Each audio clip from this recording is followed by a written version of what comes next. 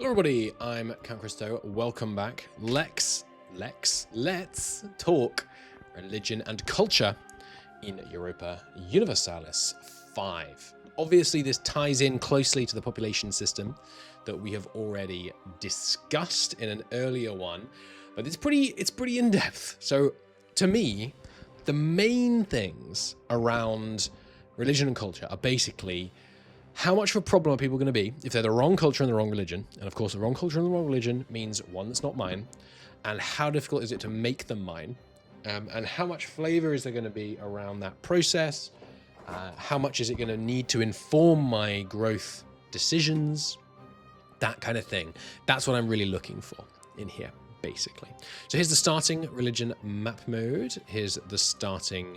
Sorry, no, is that not the same thing? What is this? This is in the 1600s, right? Okay, yes, you can see that Sunni has blobbed up into some of that former Tengri land. Makes sense. Obviously, some of this is already Sunni because the Mongols... It was the Mongols, right? Or at least a Mongol leader, Golden Horde leader, converted to Islam? I forget. Anyway, so you can see the kind of some of the differences that have been applied here. Tengri shamanist has been giving way. Obviously, Protestantism, or rather not Protestantism, sorry, Lutheranism has risen in this particular case in France and Sweden. Interesting. So, there are obviously broader religion groups. This stuff is not hugely interesting to me because it's, it's as you would expect. Buddhism is divided into, Shinto and Theravada, and Tibetan Buddhism and so on. Diversity extends beyond broad groups and definitions. Within faiths, there are distinct branches, multinational religious organizations, which is a really interesting idea. So you have the patriarchates, for example. So there's this patriarchate of Moskva, which is its own thing within the Orthodox Church, which is pretty cool. And obviously the Catholic Church, ruled from the Pope in his seat in Rome. Very, very cool. In 1337, which is when it starts, I think, was there an anti-pope? I wonder how anti-popes work. That'd be interesting. Get the old Avignon Pope going. And you can see you've got religious unity, you've got primary religious tolerance, tolerance of heretics, tolerance of heathens, holy site control, lots of classic stuff that you would expect to see having played EU4. So let's keep going and go into some more interesting stuff. First off, specific religious actions is interesting, and liturgical language, very nice. And the more people that share your liturgical language, I believe that gives you more power to your language and from a cultural sense, but we'll get on to that. So locations don't have a single religion. Instead, it's all divided up like so, which to me, it's funny how many of these things are just like, yeah, obviously. And I was like, wait, no, that's not how it was in E4. That's how it is in Mayo, Texas, I remember. But yeah, so obviously provinces have a breakdown by who's in the religion, which is really cool. As your empire expands, your religious demographics naturally become more diverse because you're, yoinking people that didn't already agree with the one true faith. And so you have to tolerate them. So you've got primary religion, heretics, and heathens. This looks just the same as EU4. That's you. And then heretics is those who at least believe in the right God or the right, not really, because this is the same God, but, well, identity relationship. Can I have an identity relationship between two things that have differences? I would say no, but anyway, that makes the Catholic and the Lutheran God different. But you know what it means. Heretics are people who are your religion but a different branch. Heathens are people who are in a different branch entirely. You have less tolerance towards heathens than heretics. Makes sense. Although probably there are things that could make you have even less tolerance towards heretics. Now I think about it. If you're in a big, HRE religion war or something, you're probably going to hate the heretics even more than the heathens potentially.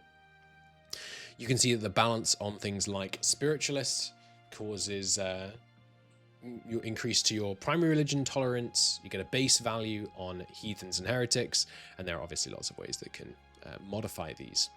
So then you got to convert people. You got to have them be your religion. Makes sense. Tech, privileges, average literacy of clerics in the location. Interesting that it's in the location. The control level, buildings, government laws, and the human versus spiritualist value bar, which we'll go into in a minute.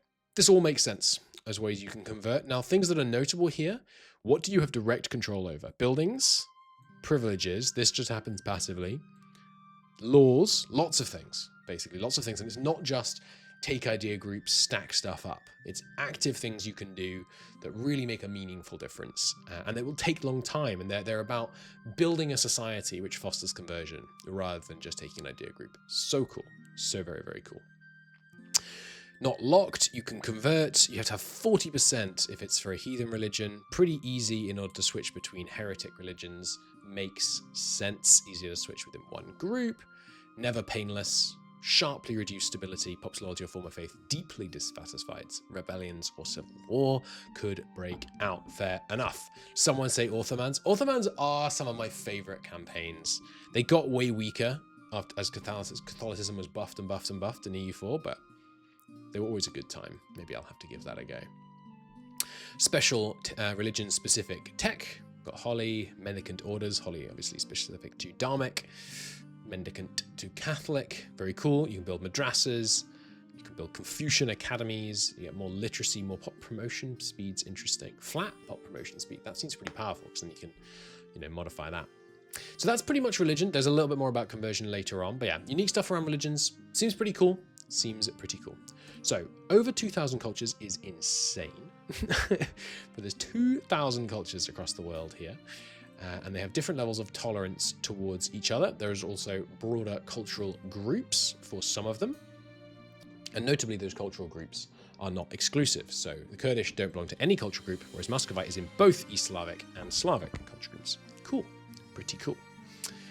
You get a primary culture, which is your nation's representative culture. For example, Hungarian is the primary culture of the people of Hungary, but there's also Slovaks, Croatians, Transylvanians, Serbians, Svelski, Rusian, Cuman, and Jazg. Not sure. Many more cultures, especially as you expand. Very few are perfectly homogenous. Basically, you always have to deal with this kind of cultural division and levels of tolerance amongst your pops. Unfortunately, people just can't get along. You have these different levels. There's primary, tolerated, accepted, and discriminated, I believe, are the different categories. You can see here that Poland starts out with Hungarian, Slovak, Croatian, Transylvanian, Serbian, and all these others, and they only have Hungarian as primary. Hungary, on the other hand, has an accepted for lesser Polish, making it easier for them to expand into and hold Polish territory. In order to make something a tolerated culture, it uses up some of your culture, what's it called, like tolerance cap or something? What's the word? Cultural capacity. That's right. So there's a limit to how many you can accept. And the amount of the limit that it uses is based on the relative size of that culture versus your primary culture. So you're not going to be able to just be maximally accepting everybody come into the fold, no problem. You're going to have to still try and foster a big group of your primary culture and then tolerate and accept different pops. If you haven't got people fully accepted, you can't integrate to the highest level of like coring on the province, which is a huge impact. And they have to have 2.5% of your total pops or have 1 million, whereas to tolerate, you have to have 1% or 1 million in your nation. And you can see here that Muscovy, for example, starts out with Ryazanian as accepted, Smolenskian as accepted, whereas these others are merely tolerated. It's obviously cheaper to tolerate than to accept. How do you get more? There's advances, there's laws, and there's nation rank. Those are the main things. You can go over the limit. It comes at the cost of efficiency of your cabinet and growth of your primary culture's influence and tradition. So there's a motive to drive your primary culture forwards, even if you're trying to be accepting and get other cultures in, which is cool. Because often in EU4, I felt like if you just took humanist and stuff, you kind of just ignored culture a bit. It was a bit suboptimal, but not that suboptimal. Whereas now that you can't properly core places that aren't your culture, or I don't have an accepted culture, pretty freaking impactful. Then there's these relationships between different cultures, which is interesting.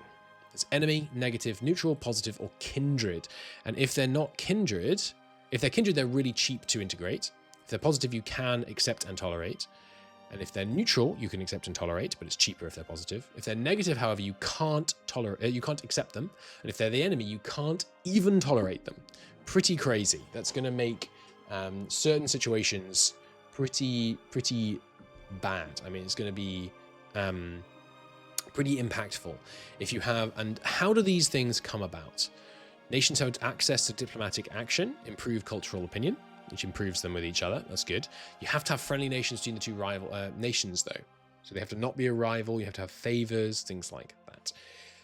Loyal. Now, this is really important, I think. A loyal subject with a positive opinion will also accept this diplomatic action. So I feel like subjugating an area first, then improving cultural relations with this, with them still as part of the subject, and then fully integrating them is going to be a really good strategy to try and, work towards happier relations once you have them fully integrated, which is nice. This kind of steps-based integration is cool. I like that idea.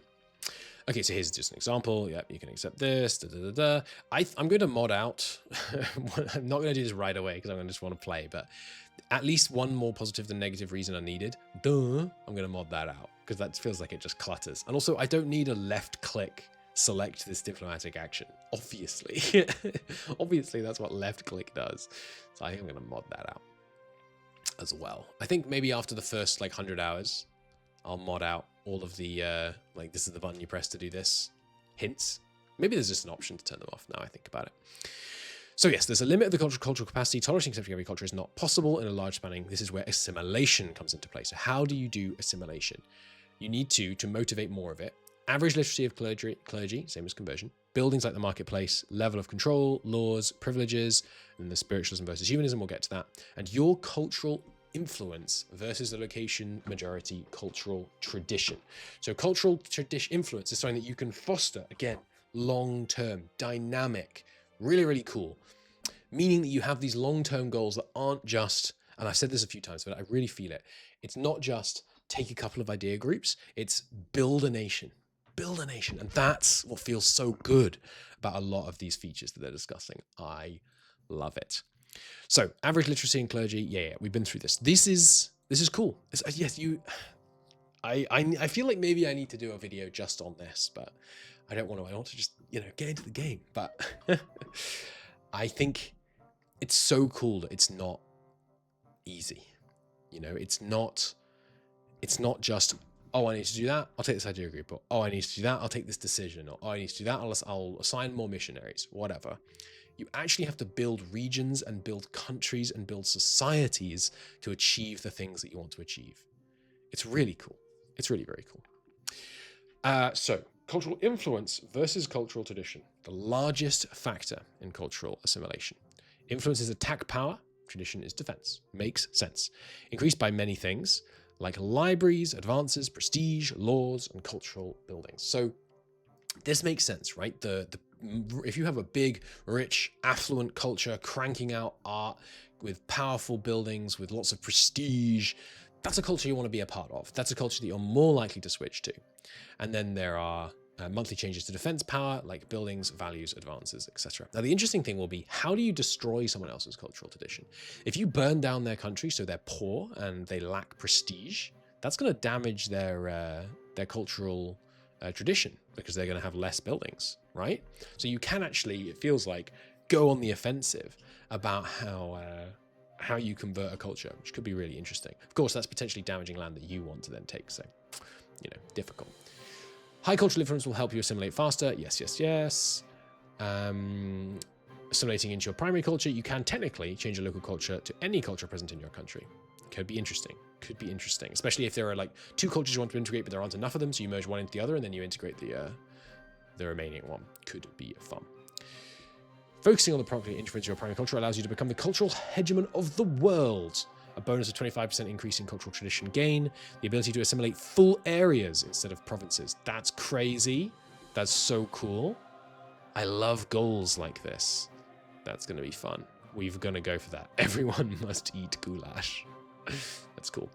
Certain cultures and culture groups have unique advances, special buildings, laws, all that good stuff. Cool. Now, this is one of the interesting ones. Humanism versus spiritualist.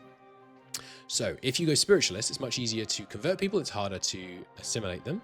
If you go humanist, then it's much easier to assimilate people into your culture, but it's harder to convert them. So that's going to be interesting, right? It also gives you more tolerance to the true faith on spiritualists, whereas humanist gives you more tolerance of heretical beliefs and more tolerance of heathen beliefs. And remember, there are also laws and laws and reforms and things that are based on being at a particular point on these spectrums. Is it spectra? for plural of spectrum? I think it might be both. Anyway, so that's another cool decision. Again, building a nation. Languages. The common language in the Kingdom of France is French, and it's very cool because there's not just one language, right? There is actually a court language, a common language, a market language, and a liturgical language, and they can be different.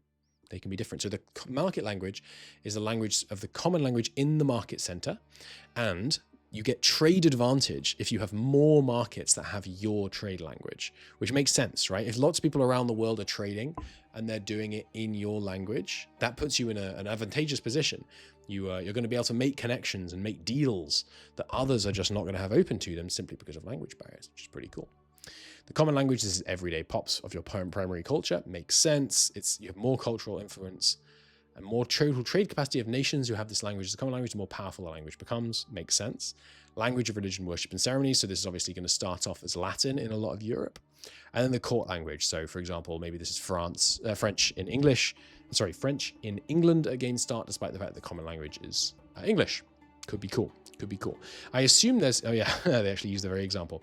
So there could even be a conflict, right? Does this cause issues if your court language doesn't match your common language? Could be interesting. Estates have their own agenda regarding languages. They want a powerful language as the court language to increase their own prestige. So for example, if you're an Irish country, you might want to adopt French as your court language, and the estates might want you to adopt French as your court language because it's more prestigious than you all speaking Irish, and then there not being any other courts that you can really communicate with. Could be cool. And there are some that are locked, so Catholicism is locked to Latin. Cool. Technically, Mandarin is the strongest language, but no religion uses it as a liturgical language. Interesting. So Latin is the strongest liturgical language, Arabic close second. So you can see that because of the power of the liturgical language, you get faster research progress, quite significantly faster. That's a 7% additive increase in the research bonus before the multiplicative bonuses get applied here. That's very impactful, very impactful. And then there's works of art. So you can you pay out your salary to your artists, they make art, and the more art you have, it's going to get you more cultural influence, and it's also going to give you more cultural tradition, which is cool. Now, I don't feel like your cultural tradition is going to be very impactful. That's more like that's a number that matters for the conquered, I would say. So it doesn't really seem like it matters, but I guess it's nice to have, but is it even? Like, realistically, it depends how hard the game is, to be honest. It's something I haven't touched on. I really have no idea how difficult this game is going to be. And if the game is really hard and you're likely to lose land and then take it back later, maybe you do want to focus on cultural tradition, but it seems unlikely to me. So you can see there's different specific bits of art here, some of which are historical. So there's the Pyramids of Giza here, which is pretty cool. Well, the Pyramids of Giza, is this going to buff up some Egyptian culture, despite the complete lack of connection between an Egyptian culture in 1337 and the culture of Egypt in 2560. I guess the connection is Giza, but like, come on. Anyway, that's a whole other topic. Oh, and you can even see when they're working on them. That's cool. And you have a limit on the number of artists based on advances and your rank. Very cool. Very cool indeed. So yes, war plays a factor in art, and art pieces can be stolen or destroyed through war. Sounds very cool. So if you're Spain, you got to go and loot Italian art pieces to buff up the Spanish tradition. Although, do they give you bonuses if you capture them? They probably still do. Yeah, I'm not sure. So yes, patron of the arts can find their cultural influence reaching levels not comparable to other nations. Neglecting art will leave you overshadowed by the more vibrant civilizations. All of these systems, I like this one as well. All of these systems are so freaking cool, man. They're about building a society. They're about actually moving towards a proper situation where you have to work on things. You have to actually model your society such that it's going to be impactful. It's going to be dynamic, and it's going to last the whole game, right? Because these are things you're always going to want to be improving. Your relative cultural influence is something that you're never going to be able to stop working on. You need more painters. You need more art pieces. You need to go and conquer Giza. It's cool. It's very cool. Thank you very much for watching, everybody. It's been a great pleasure. Little Tintin here asks that you pardon his interruption. But he and I will see you in the next video. Hello, buddy. Thanks for watching.